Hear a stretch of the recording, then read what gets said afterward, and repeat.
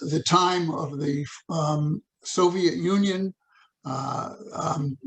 collapse of the Soviet Union, promises were made to Gorbachev that NATO would never expand to the west of Germany.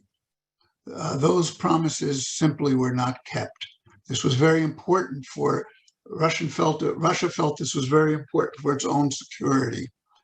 And in fact, 14 of those countries to the east of Germany are now members of NATO, and they wanted the Ukraine to also be a member of NATO. The Ukraine, with a very, very large border with Russia, that could have put nuclear-capable missiles within minutes of Moscow. And so that was a red line that Russia said it could not go along with. It had to stop it with that red line, that Ukraine had to be neutral. We insisted that Ukraine could become part of NATO. Had the United States just said the opposite, this war may have been stopped at that point. The United States recognizes no legitimate security concerns for Russia.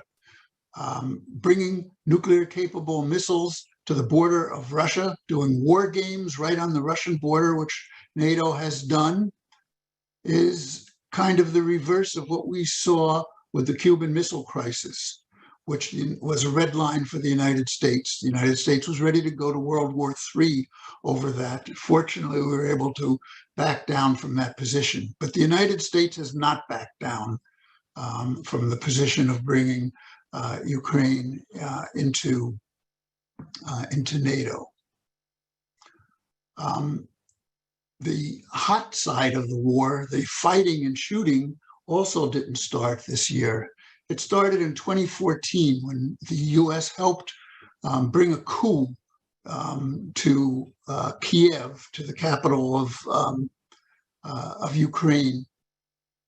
What started out as peaceful demonstrations against corruption in Ukraine ended up as a very violent kind of confrontation as neo-Nazis came into Kiev, supported by the United States. People were shot, and the coup was fostered, and the legitimate government of Ukraine was overthrown. That government was headed by a party called the Party of Regions, which was the largest party in Ukraine, which wanted to have better relationships with Russia as well as Europe. And the United States did not want to see that. And it's one of the reasons we brought the coup in. We heard who became the leader afterwards, first from Victoria Nuland, when she insisted that Arseniy Yatsenyuk become the leader after the coup.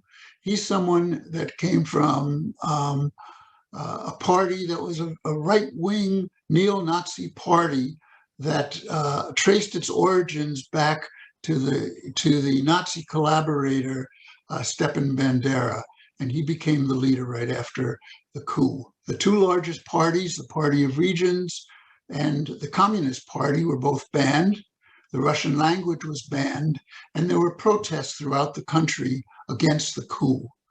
These were put down by the military, by the police, and by Nazi gangs, most notably in the city of Odessa, where there was a massacre of the people protesting the coup. 48 were killed, hundreds were wounded. In that massacre, the Crimea decided it no longer wanted to be part of Ukraine after this and went back to the Soviet Union, went back to Russia, which it had been part of for hundreds of years before the 1950s.